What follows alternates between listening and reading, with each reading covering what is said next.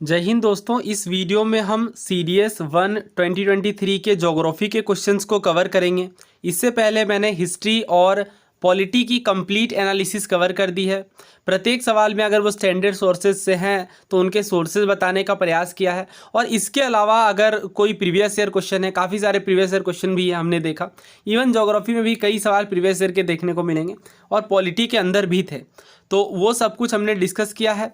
और अगर आपने मेरी प्रीवियस ईयर क्वेश्चन की सीरीज़ को थॉरोली फॉलो किया होगा तो काफ़ी सारे टॉपिक्स यहाँ पे डायरेक्टली रिपीट हुए हैं, उसका आपको लाभ मिला होगा। सो ज्योग्राफी का ये हमारा पहला सवाल है 15th नंबर का। Consider the following statement about a state of India. एक किसी राज्य के संबंध में आपको कुछ कथन दिए गए हैं और आपको बताना है कि किस राज्य के बारे में बात की जा रही, क्लूज़ के आधार पर। पहला ये कहा जा रहा है कि land of red river and blue hills के नाम से जाना जाता है। दूसरा ये कि 6 जो फिजियोग्राफिक डिवीजन है उनमें से 3 इस राज्य में देखने को मिलेंगे। और तीसरा ये कहा जा रहा है कि 2.39 जो % है टोटल एरिया का, देश की टोटल एरिया का, ये इस राज्य के अंदर शामिल है। ऑप्शन है हमारे पास कर्नाटक, आंध्र प्रदेश, असम, छत्तीसगढ़। देखिए काफ़ी डिफ़िकल्ट है आइडेंटिफाई करना और किसी भी NCERTs में डायरेक्टली देखने को नहीं मिलेगा। थोड़ा सा अगर आप आइडिया लगा पाएँ तो इन दोनों से लगा सकते हैं। 2.39 काफ़ी कम है। और अगर ऑप्शन में हम देखें तो एरिया वाइज आई थिंक सबसे कम असम का ही होना चाहिए। और इसके अलावा और कुछ अगर हम इसे समझने का प्रयास करें कि 6 फिजियोग्राफिक डिवीज़न है तो कौन कौन से फिजियोग्राफिक डिवीज़न होते हैं। क्लास 9 की NCERT ज्योग्राफी में आपने पढ़ा होगा फिजियोग्राफिक डिवीज़न के बारे में। तो 6 जो फिजियोग्राफिक डिवीज़न हैं कौन कौन से हैं। हिमालयन माउंटेन है, नॉर्दर्न प्लेन है, पेनिनसुलर प्लेटू है, इंडियन डेजर्ट, कोस्टल प्लेन और आइलैंड। तो अगर हम देखें स्टेट वाइज तो कौन कौन से फिजियोग्राफिक डिवीज़न है, क्या इनमें से कोई 3 कर्नाटक, आंध्र प्रदेश, असम या फिर छत्तीसगढ़ में देखने को मिलेंगे। तो अगर आप इस तरीके से थोड़ा आइडिया लगा पाएंगे तो, क्योंकि ऑब्वियसली अगर साउथ स्टेट की बात करें, सदर्न स्टेट्स की, तो उनमें डेजर्ट वाला पार्ट नहीं देखने को मिलेगा। वैसे इन चारों ऑप्शन में से तो किसी में भी देखने को नहीं मिलेगा, लेकिन कोस्टल प्लेन वगैरह से। और इसके अलावा अगर हम असम में देखें तो ऑब्वियसली हिमालयन माउंटेन का पार्ट है। और इसके अलावा आइलैंड्स वगैरह देखने को मिलेंगे।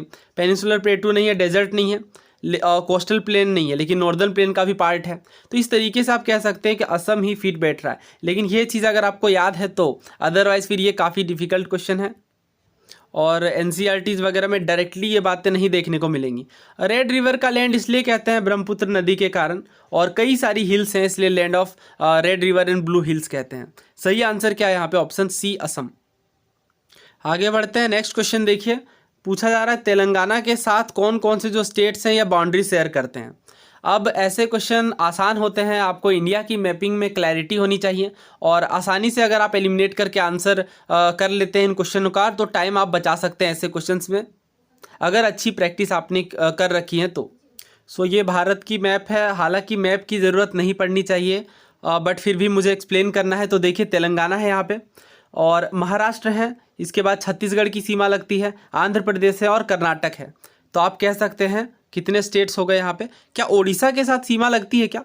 तो नहीं, ओडिशा के साथ नहीं लगती। ध्यान से इसे समझ लीजिए, और यही कन्फ्यूज़न का स्कोप है।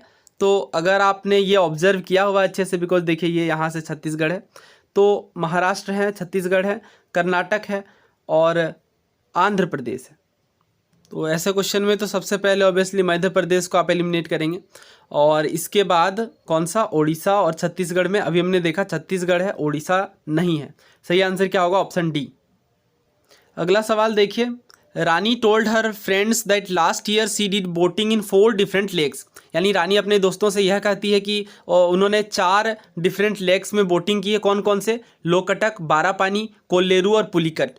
किन राज्यों का विजिट किया उन्होंने, ये आपसे पूछा जा रहा है। तो लोकटक मणिपुर में है, कई बार एग्जाम्स में पूछा गया, आपको ऑब्वियसली ये पता होगा। तो 2 ऑप्शन तो ऐसे ही हट जाते हैं। आगे अगर देखें तो बारापानी, मेघालय दोनों ही ऑप्शन में है। कोल्लेरू और पुलिकट की बात करें तो पुलिकट तमिलनाडु के साथ ऑलरेडी दिया हुआ है, तो केवल कोल्लेरू आपको सोचना है, और कोल्लेरू ऑब्वियसली आंध्र प्रदेश में है। सही आंसर क्या है, ऑप्शन B। केरला में नहीं है, आंध्र प्रदेश में। वैसे जो पुलिकट है ये तमिलनाडु और आंध्र प्रदेश के बॉर्डर में है, बट चूंकि यहाँ तमिलनाडु ऑलरेडी मेज्ड है तो सही आंसर ऑप्शन B है।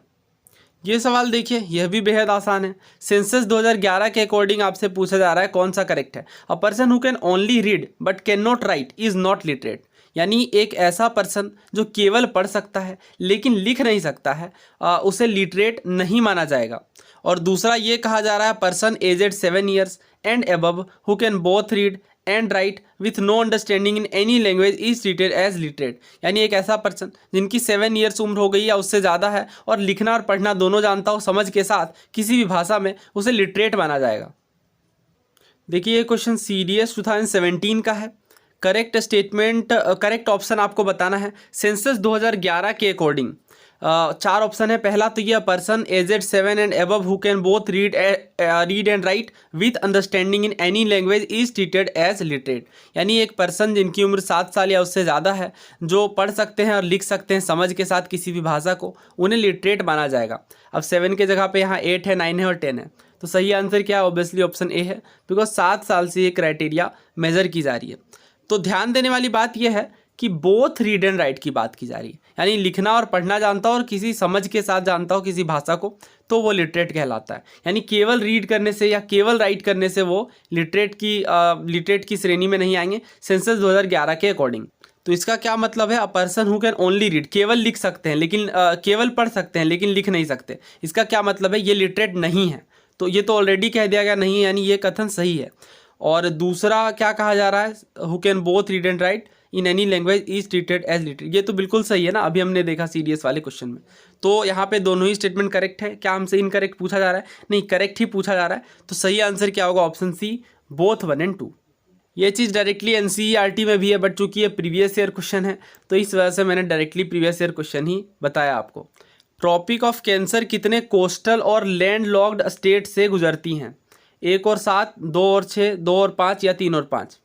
सो अगेन भारत का मैप देखिए तो ट्रॉपिक ऑफ कैंसर ऑब्वियसली आपको पता होगा, गुजरात से फिर राजस्थान और इस तरीके से मध्य प्रदेश, छत्तीसगढ़ से भी फिर झारखंड, वेस्ट बंगाल और त्रिपुरा और मिजोरम, ये है ट्रॉपिक ऑफ कैंसर। और इसके अकॉर्डिंग अगर हम देखें तो कोस्टल में कौन से हैं? गुजरात है ऑब्वियसली, और इसके अलावा वेस्ट बंगाल, राइट। तो 2 कोस्टल हैं। त्रिपुरा की बात करें तो देखिए त्रिपुरा जो है ये बांग्लादेश से तीनों तरफ से घिरा है, तो कोई सवाल ही नहीं कोस्टल होने का। और मिजोरम तो ऑब्वियसली कोई कोस्टल होने का स्कोप नहीं है, तो केवल 2 ही हैं कोस्टल, और टोटल 8 हैं ट्रॉपिक ऑफ कैंसर से। तो अगर 2 कोस्टल हैं तो 6 जो हैं ये लैंड लॉक्ड कहलाएंगे। तो जब आपने 2 आइडेंटिफाई किया कि हाँ 2 जो हैं ये कोस्टल हैं, अब इनमें कन्फ्यूजन आ सकती थी, तो ये 2 तो आंसर होंगे नहीं पहली बात, क्योंकि 2 अभी हमने देखा कि 2 जो हैं ये कोस्टल हैं। अब इनमें अगर थोड़ी भी कन्फ्यूजन है तो आप ऑब्वियसली सोचिए 2 + 6 ही 8 होता है, क्योंकि टोटल 8 स्टेट्स हैं। अब अगर 2 कोस्टल हैं तो बाकी के 6 लैंड लॉक्ड हुए, तो ये तो आंसर होना नहीं है। सही आंसर क्या हुआ फिर? Option B.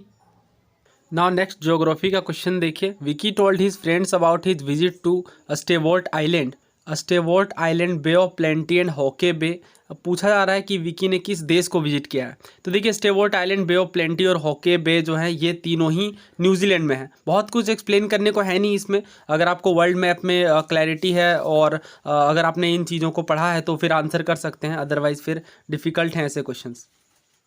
हाँ, ये क्वेश्चन थोड़ा इंटरेस्टिंग है। आपको यहाँ पे पूछा जा रहा है कि Manav is planning to visit all UNESCO world heritage sites in Delhi, यानी दिल्ली में यूनेस्को जो वर्ल्ड हेरिटेज साइट्स होती हैं, विरासत स्थली होती हैं, इनमें से कौन कौन सी हैं दिल्ली में, ये आपको बताना है। Red fort, Qutub Minar, Jama Masjid, red fort, India gate, Qutub Minar, red fort, Qutub Minar, Humayun tomb, red fort, Humayun tomb और इंडिया गेट। तो इनमें से अगर हम देखें तो देखिए कुतुब मीनार है, रेड फोर्ट तो खैर सभी में दिया गया है, और हुमायूं का जो मकबरा है यह भी दिल्ली में है, और यह भी यूनेस्को का पार्ट है। तो इस तरीके से सही आंसर जो है ऑप्शन सी है, रेड फोर्ट, कुतुब मीनार और हुमायूं टॉम्ब। हुमायूं का मकबरा किनके द्वारा बनाया गया था ये आप कमेंट करके बताइए, हिस्ट्री के लिए काफ़ी इंपॉर्टेंट क्वेश्चन है ये क्वेश्चन। देखिए इंडियन ज्योग्राफी से मतलब ढेर सारे क्वेश्चन आए हैं। करेक्ट सीक्वेंस आपको बताना है, रिवर गंगा के बैंक में जो सिटीज़ हैं उनमें, और ये वेस्ट टू ईस्ट के क्रम में आपको बताना है। प्रयागराज, कानपुर, भागलपुर, पटना। मैं डायरेक्टली आंसर बताता हूँ अगेन, क्योंकि ये फैक्चुअल वाला क्वेश्चन है। ऑप्शन डी यहाँ पे सही है। अगर आप इंपॉर्टेंट सिटीज़ के लोकेशन दिमाग में रखते हैं तो फिर आप आंसर कर सकते हैं। ऑब्वियसली कानपुर आएगा, फिर प्रयागराज, इसके बाद पटना और फिर भागलपुर है। सही क्रम जो है ये ऑप्शन डी है। नाउ नेक्स्ट क्वेश्चन देखिए, किस स्टेट में जो है ये लॉन्गेस्ट एक्सटेंशन देखने को मिलता है नॉर्थ टू साउथ। अब ये आपने इंडिया का मैप ड्रॉ किया है तो ऑब्वियसली आप बता सकते हैं छत्तीसगढ़। ऑप्शन डी यहाँ पे सही है। छत्तीसगढ़ में नॉर्थ साउथ एक्सटेंशन सबसे ज़्यादा देखने को मिलेगा। तो क्वेश्चन आसान ही है, एक आध छोड़ करके अगर हम देखें तो कुछ क्वेश्चन है आंसर करना जो जिसे डिफ़िकल्ट है, बट बाकी के क्वेश्चन तो आप आसानी से आंसर कर सकते हैं। नेक्स्ट देखिए, डे और डेट आपको मैच करना है। वेटलैंड्स डे काफ़ी ज़्यादा चर्चा में रहता है, I think last year question भी था वेटलैंड्स के ऊपर 2 फरवरी को। और टाइगर भी काफ़ी ज़्यादा चर्चा में रहता है ऑब्वियसली, और ख़ास करके जो गणना है उससे संबंधित। तो सही आंसर यहाँ पे मैच होगा 29 जुलाई के साथ। वर्ल्ड वाटर डे 22 मार्च, सबको पता होता है ये। इंटरनेशनल मदर अर्थ डे देखते हैं पहले मैच करके। अगर हम ए को 3 से मैच करें तो केवल 2 ही ऑप्शन हमारे हैं, ए और बी। और इसमें से अगर इंटरनेशनल टाइगर डे तो अगर ना भी पता हो, बट अगर आगे का पता है वाटर डे जो कि आसान है 4, तो भी आप आंसर बता सकते हैं, option B. Now next question देखिए, 10 AM ग्रीनविच मीन टाइम पे है, तो 90 डिग्री ईस्ट लॉन्गिट्यूड में क्या टाइम होगा? तो ये बेसिक कॉन्सेप्ट्स आपने ज़रूर पढ़े होंगे लेटीट्यूड्स और लॉन्गिट्यूड्स के टाइम पे। और ग्रीनविच मीन टाइम के अकॉर्डिंग अगर हम ईस्ट में चलें तो ऑब्वियसली टाइम फिर ऐड होगा, और वेस्ट में अगर हम जाएँ तो टाइम सब्ट्रैक्ट होगा। और जैसा कि आपको पता है 360 डिग्री 24 आवर्स में अर्थ रोटेट करती है, राइट? तो इस तरीके से हम कह सकते हैं कि 1 घंटे में 24 से 15 टाइम्स जाएगा, यानी 15 डिग्री रोटेट करेगी। और अगर 90 डिग्री की बात करें तो 15 छक 90 होता है, यानी 6 आवर्स प्लस में। तो अगर 10 AM में हम 6 आवर ऐड करें तो 2 घंटे अगर ऐड करते हैं तो 12, और फिर 4 घंटे और, यानी 4 बजे शाम 4 PM होगा सही आंसर। ऐसे क्वेश्चन पहले भी आ चुके हैं बहुत बार, बट मैं इन्हें सेपरेटली डिस्कस कर लूँगा।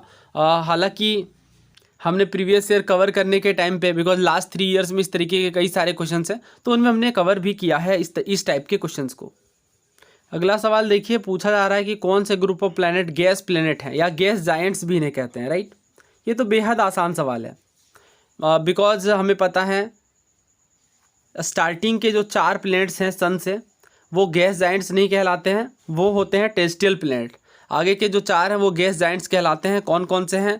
तो इसकी आपने निमोनिक भी पढ़ी होगी, my very efficient mother, just serve us noodle, या फिर नट्स। तो इस तरीके से जो स्टार्टिंग के 4 हैं इन्हें हटा दीजिए, जुपिटर, सैटर्न, यूरेनस और नेपच्यून। कौन सा ऑप्शन है? जुपिटर, सैटर्न, यूरेनस और नेपच्यून। सही आंसर ऑप्शन बी है, बिकॉज इनमें तो मार्स है तीनों में ही, तो सही आंसर ऑप्शन बी है। अच्छा हाँ, गैस जायंट्स इन्हें क्यों कहते हैं? बिकॉज इनमें काफ़ी मात्रा में गैसेज हैं, खास करके हाइड्रोजन और हीलियम गैसेज, इस कारण से गैस जायंट्स कहलाते हैं।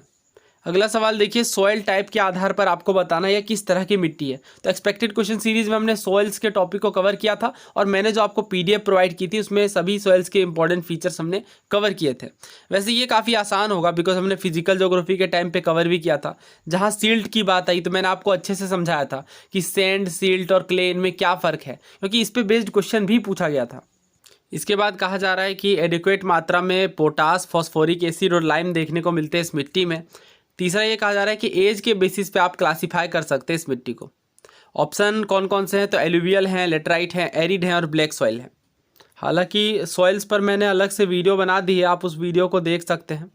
और सॉइल्स के जब हमने प्रीवियस ईयर क्वेश्चन को कवर किया तो उस टाइम पे मैंने आपको अलग से भी बताया था कि बांगर और खादर 2 तरह की मिट्टियाँ होती हैं, जिनमें से जो भांगर है ये ओल्ड होती हैं और खादर न्यू वाली, राइट? और ये 11th क्लास की फिजिकल ज्योग्राफी है, इवन 9th क्लास की NCERT से भी आप इस क्वेश्चन को आसानी से सॉल्व कर सकते थे। कौन कौन से रिच होते हैं? तो पोटास और पोटास में रिच होता है, बट फॉस्फोरस में पुअर होता है। याद रखिएगा, ये इस लाइन से डायरेक्टली CDS में क्वेश्चन पूछा गया है। इसके अलावा जब भी नाइट्रोजन की बात की जाएगी तो वो भारत की सभी मिट्टियों में कमी है, तो उससे भी आप काफ़ी कुछ अंदाज़ा लगा लेंगे।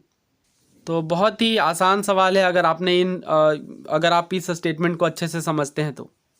नेक्स्ट देखिए 2 स्टेटमेंट। दोस्तों काफ़ी सारे क्वेश्चन और भी हैं ज्योग्राफी से, तो नेक्स्ट वीडियो में डिटेल डिस्कशन कर लेंगे इसका, पार्ट 2 में बाकी सारे क्वेश्चंस कवर कर लेंगे।